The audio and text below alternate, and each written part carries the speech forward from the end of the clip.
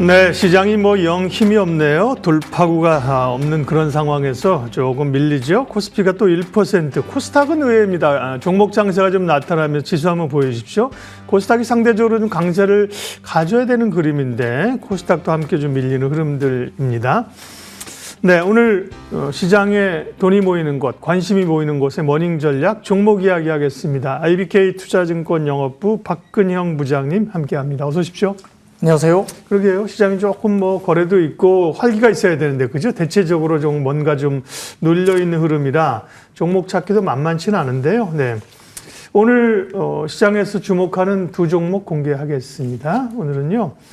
독보적 밸류체인, 현대차, 그리고 중국 공략 시동을 거는 파마리서치입니다. 자동차를 보면 일단 현대차 그룹은 로보틱스 이런 것들로 모멘텀이 좀 있었고요.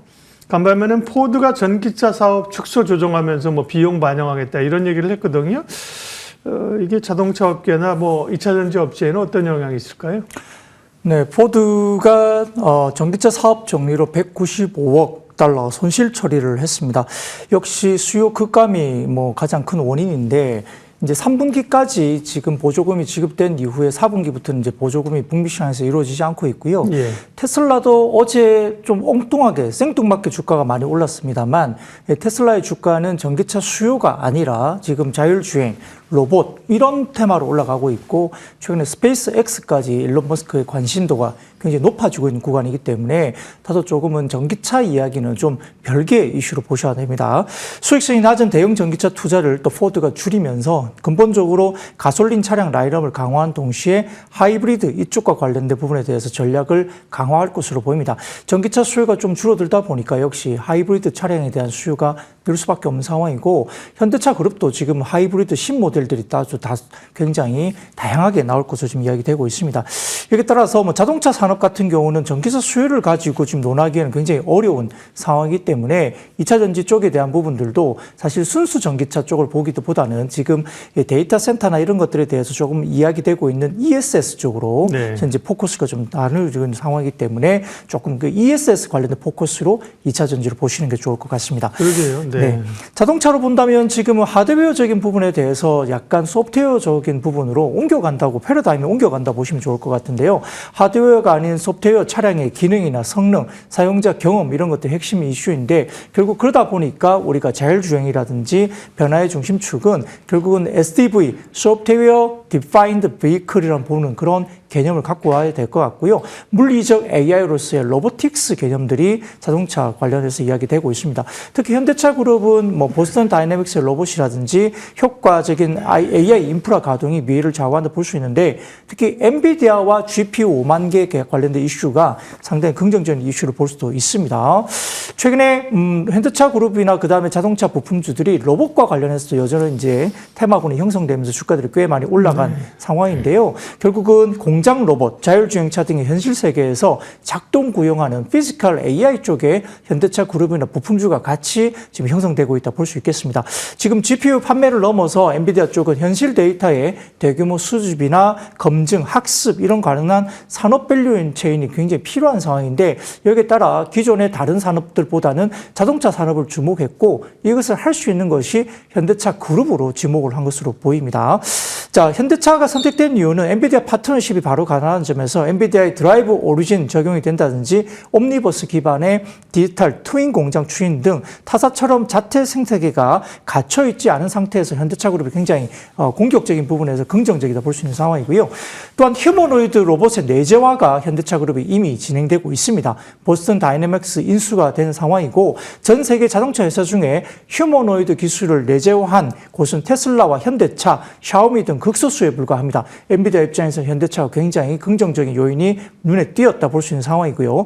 피지컬 AI 시대에서 로봇이라는 물리적 실체를 통해서 AI 플랫폼의 가치 입증이 필요한데, 이미 높은 기술로 내재화가 완료된 현대차 그룹이 엔비디아 중 상당히 굉장히 매력적으로 볼 수 있겠습니다.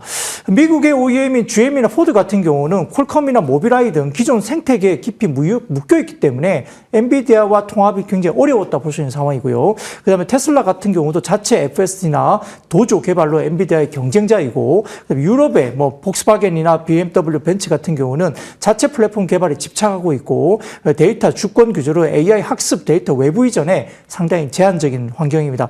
더군다나 뭐 일본과 중국 업체들도 폐쇄적 또는 재정학적 규제 등의 장벽이 있기 때문에 결국은 엔비디아가 본질적인 단순 칩 공급자가 아니라 전반적인 부분에서 피지컬 AI 생태계의 설계자로 진화하면서 이에 대한 파트너로서 지금 현대차 그룹이 이야기되고 있는 상황이고, 아마 내년 초에 CES에서도 현대차 그룹이 로봇과 관련된 여러 가지 어떤 생태계에 대한 로드맵을 공식적으로 이야기된다는 점에서 결국은 뭐 지정학적 부분도 반도체에 대한 공급이 한국이 굉장히 유리하다는 점에서 파트너로 굉장히 급부상되고 있다는 점, 여기에 대해서 현대차 그룹이 단순하게 과거에 그냥 내연기관 파는 전기차 뭐 이런 것에 관련된 자동차 섹터가 아니라 로봇과 관련된 생태계 확장 부분에서 멀티플을 좀 더 부여받게 되는 그런 국면으로 볼 수 있겠습니다. 글로벌 완성차 업체들도 이제 전기차로 버티기가 어려운 거죠. 고난의 시간이 길어지니까 결국은 이제 말씀하신 포드도 이제 ESS 하겠다고 하고요. 현대차는 그런 거 보면 먼저 하이브리드로 간다든지 선제적인 그런 조정을 했기 때문에 나오는데, 다만 그러면 지금 현대차를 주목하느냐, 로보틱스 모멘텀이 있는 현대차의 부품사, 예를 들면 뭐 모비스나 위아나 만도 같은 경우 현대차 계열은 아닙니다만 뭐 이런 기업들을 주목해야 되느냐, 네. 자동차를 볼 때 그런 고민이 살짝 있어요. 네, 실제 뭐 자동차만 놓고 본다고 한다면 현대차가 기아보다 좀 더 움직임이 퍼포먼스가 이제 로봇 관련된 구간에서는 상당히 더 좋았다 볼 수 있는 상황이고, 30만 원 넘어가면서 일단 퍼포먼스를 보여줬는데, 우선적으로는 현대차가 굉장히 중요한 몫을 하고 있다는 게 우선 맞고요. 다만 최근에 일부 글로벌 IB에서 현대차 이런 로봇 관련된 부분들이 어느 정도 반영된 것이 아니라는 리포트가 나오기도 했습니다. 부품사에 대한 부분들은 분명히 26년부터 움직임이 있을 텐데 딱 두 가지를 보셔야 될 것 같아요. 현재 뭐 휴머노이드 로봇을 현실화하기에는 사실은 조금은 우리가 시장성을 봤을 때 어려운 상황이 분명히 있기 때문에 뭐 부품주 관련해서는 액추에이터라든지 그다음에 센서 부분 두 가지를 딱 보는 게 좋을 것 같은데, 현대차 그룹에서 그걸 할 수 있는 부분들이 만도, 그다음에 모비스, 그다음에 현대 오토에버, 그다음에 SOS 랩 뭐 이런 종목들이 이야기되고 있는 상황이거든요. 네. 구체적으로 이런 것들이 전체적으로 아주 뭐 한 세대 정도의 이런 생태계 구동에서 결국은 자동차 부품이 이 로봇의 부품과 거의 유사하다는 점, 그리고 한 세대 정도를 부품을 가지고 어느 정도 안정성, 그다음 대량 양산 체계 이런 것들이 갖추어져 있다는 점에서는 부품사들의 영향이 상당히 좀 주목을 받을 가능성이 높다고 보여지기 때문에, 물론 완성차도 현대차가 좋을 수 있겠지만, 그리고 내년 정도에는 또 자사주 매입 등이나 이런 것들이 또 이야기되고 있는 상황이기 때문에 배당금이 조금은 제한적일 가능성이 높습니다. 그래서 대규모 자사주가 호재일 수도 있는데 부품주들에 대한 영향이 훨씬 더 크고, 최근에 주가 움직임도 보신다면 만도나 모비스 같은 경우에 주가 움직임이 월등하게 좋았다고, SOS랩 그리고 현대 오토웨버 이런 것들 주목을 받았기 때문에 부품부 중심으로 좀 더 접근하는 것이 좋을 것 같습니다. 네. 자동차 관련주들 봤고요. 다음은 파마 리서치인데요. 이제 리쥬란으로 유명한 회사잖아요. 실적이 나쁘지도 않은데 사실 기대를 충족시키지 못했던 이런 것, 주가는 뭐 완전 수급상 뭐 정말 완전히 기관들이 던지는 거예요? 엄청 많이 빠졌거든요. 네, 맞습니다. 파마 리서치 분석 좀 해주세요. 최근에 주가의 급락 이유는 11월 관세청 수출 데이터가 시장의 기대치를 조금 하회했다는 소식과 함께 주가가 급락세를 이루어 상황입니다. 그리고 한두 가지 이야기는 일부 경쟁사들이 이 스킨부스터의 신제품이 좀 나오면서 그와 관련된 일부 종목들이 올라가면서 이 종목을 좀 팔고 나간 것이 아닌가 이런 생각인데, 결국 파마리서치의 디레이팅 우려가 신제품, 경쟁사의 신제품 출시로 인한 또 국내 경쟁 심화로 해석될 수 있는 상황입니다. 그래서 이제 최근에 이제 신제품 경쟁사가 ECM이라는 개념으로 들어오고 있는 상황인데요. 그리고 주베룩이라는 비상장사 바임글로벌이라는 회사가 있는데, 이 주베룩이 한 500억 정도 매출을 이루고 있는 회사입니다. 상장 예정이 전혀 없는 회사이고요. ECM 필러 같은 경우는 일부 국내 상장사가 이제 이것들을 하고 있습니다. 그렇다 보니까 LNC 바이오나 한스 바이오메드 이런 종목들이 이제 ECM 필러 등을 하면서 약간의 긍정적인 주가 흐름이 나타나고, 거꾸로 파마 리서치가 기관 매도세가 나오면서 주가가 급락했던 상황인데요. 진짜 우리가 봤을 때 LNC 바이오나 한스 바이오메드를 포함한 ECM 필러의 상장사들 4개 정도의 이 합산 매출액이 400억 정도대로 내년 추익이 그렇습니다. 그러나 리쥬란 내수 매출액은 올해 기준으로도 2천억이 넘는 회사고요. 그다음에 MS를 좀 살펴보니까 리쥬란 내수 매출 성장이 아예 없다는 가정을 한다 하더라도 MS가 25년에 5%에서 내년엔 17%까지 늘어나는 것으로 가파른 마켓쉐어의 확산소가 굉장히 유효하다고 보입니다. 실질적으로 ECM 필러를 하는 회사들은 단일로 한 50억 정도밖에 매출을 못하고 있기 때문에 여전히 경쟁이 안 된다고 보는 게 맞다고 볼 수 있습니다. 그래서 국내 미용 의료 시술 시장이 신제품 출시가 때문에 경쟁사의 출시로 파이 잠식이 있을 수 있다는 우려가 있었지만 이건 좀 매출 성장에 대한 과도한 우려가 될 수 있고 전반적으로 시장 자체가 또 워낙 커지기 때문에 2026년에 한일령 관련된 시행과 무비자가 주도하는 어떤 내수 의료 관광의 성장이 전반적인 마켓 쉐어의 잠식이 있을 수가 없다라고 우려를 상쇄할 수 있다고 봅니다. 지금 중국과 일본의 의료 관광 소비 비중이 60%를 상회하는데 굉장히 커지는 규모로 갈 수 있죠.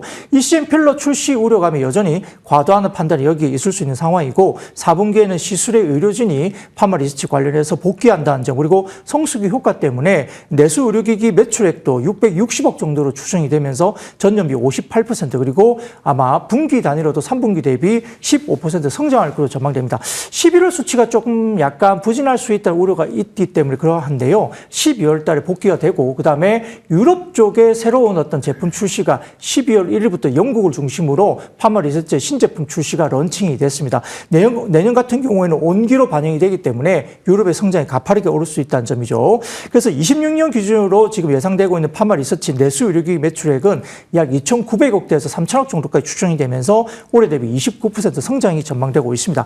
아마 아까 말씀드렸던 11월 관세청 관련된 수출 지표가 시장 기대에 하회한다 이런 우려 때문에 주가가 급락했지만 지금은 상당히 어떤 계절적인 성수기 4분기를 넘어들면 전체적으로 매출액 증가가 된다는 점에서 좋은 비중 확대의 기회로 볼 수 있는데요. 아까 말씀드렸던 12월 1일 영국의 리쥬란 정식 출시 완료와 그리고 12월 유럽의 성수기 선적 이런 부분들 했을 때 4분기가 아마 3분기 대비로도 증이익이 충분히 가능하다 이야기 되는 상황이고요. 다울투자증권에 따르면 4분기 평균 환율이 25년 1분기 수준인 1,400억 원대임을 감안한다면 아마 추정 매출액은 1,530억 원 그리고 영업이익은 647억 원으로 3분기 추정치보다도 5% 증가하는 증이익이 충분히 가능하다고 존재하고 있습니다. 따라서 의료관광 소비 데이터 그리고 1월 1일에 관세청 수출 데이터를 통해서 순차적으로 우려가 해소될 거로 보고 있는 거예요. 26년 기준으로 PER이 16배 정도로 굉장히 많이 빠져 있습니다. 역사적인 어떤 PER 밸류의 저점 수준까지 돌입했기 때문에 지금 비중 확대를 좀 할 수 있는 구간으로 볼 수 있겠습니다. 네. 그러게 이 분야는 좀 다르지만 파마 리서치나 최근에 달바글로벌이나 이런 정말 엄청 올랐다가 그죠? 떨어지는 속도가 이제 수급의 영향을 받는 거죠. 그러나 최근에 달바도 그렇고 파마 리서치도 그렇고 관심이 꽤 있는 것 같습니다. 네. 시장 관심 종목들 자동차 하고요. 또 파마 리서치 시간상 오늘 여기까지만 얘기를 하도록 하겠습니다. 네, 박근영 부장님 함께했습니다. 고맙습니다. 감사합니다.